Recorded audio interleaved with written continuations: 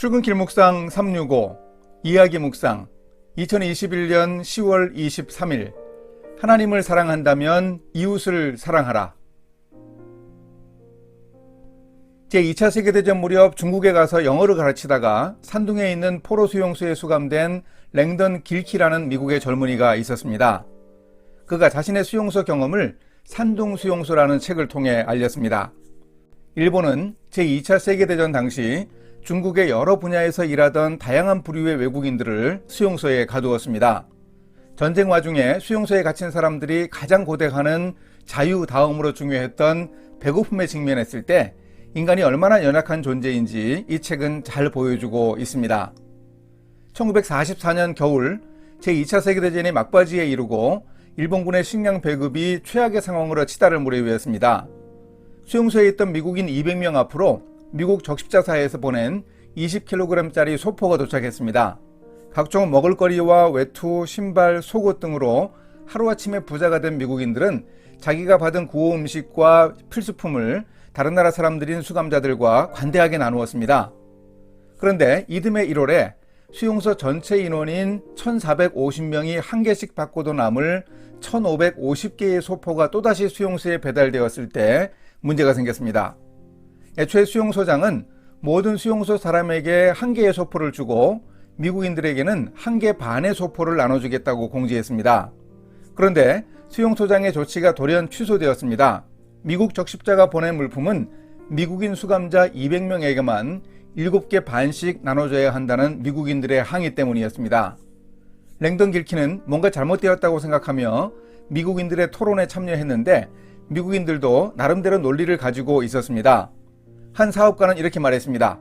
다른 나라 사람들에게 미안하긴 하지만 그건 우리 물건이요. 그들의 정보는 왜 넉놓고 있는 거요? 한 변호사가 주장했습니다. 이건 미국인들의 재산입니다. 우리 평판에 오점을 남겨도 반드시 이 지옥 같은 곳에서 우리 미국인들의 재산에 대해 권리를 지켜야 합니다. 수용소에 기독교 선교사도 많았는데 언제나 모든 일을 도덕적인 측면에서 본다는 한 선교사는 이렇게 주장했습니다.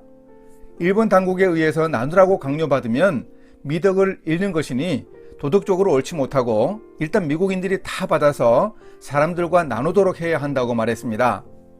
랭던 길키가 미국인들이 7개 반씩 소포를 받으면 다른 나라 사람들에게 얼마나 나눌 거라 생각하느냐고 물었습니다. 그랬더니 선교사는 대부분의 미국인은 아마 한두 꾸러미 정도는 나눠줄 거라 생각한다고 대답했습니다. 너무도 당연하고 관대하다는 듯이 말입니다. 만약 이런 도덕성의 논리라면 이웃에게 손해와 피해를 입히는 행동을 하더라도 내가 선을 행하려는 목적을 가지고 있기만 하다면 도덕적이라는 의미가 아닙니까? 꽤 심한 자기도취에 빠져 있습니다.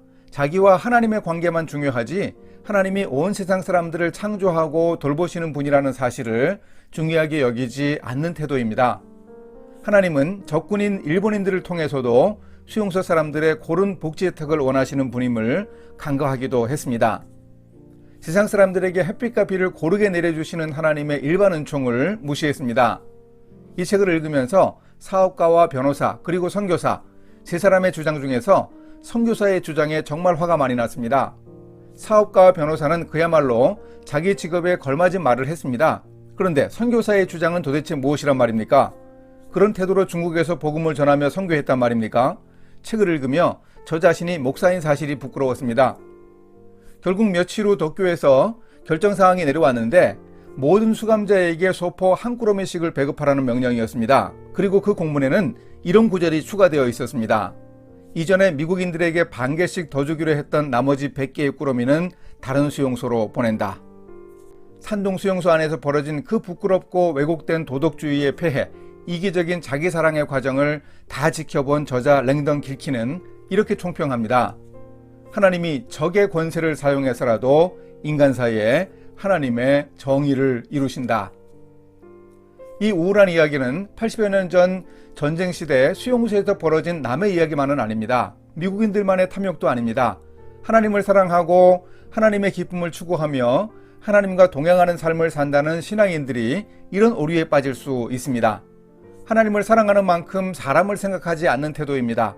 하나님이 나를 구원하셨지만 세상을 사랑하신 그 중요한 사실을 잊어버린 겁니다. 그가 우리를 위하여 목숨을 버리셨으니 우리가 이로써 사랑을 알고 우리도 형제들을 위하여 목숨을 버리는 것이 마땅하니라. 하나님 사랑을 다한 후에야 이웃 사랑을 할 수 있다고 생각하면 오해입니다. 하나님 사랑과 이웃 사랑은 똑같은 일입니다 라고 미국의 소설가이자 목사인 프레드릭 비크너가 말합니다. 함께 기도하시겠습니다. 사랑하시는 하나님, 보이는 형제를 사랑하지 않으면 보이지도 않는 하나님을 사랑할 수 없다고 하셨습니다. 하나님을 사랑한다고 자주 고백하는 제가 형제 사랑으로 하나님 사랑을 입증할 수 있도록 인도해 주소서. 예수님의 이름으로 기도합니다. 아멘.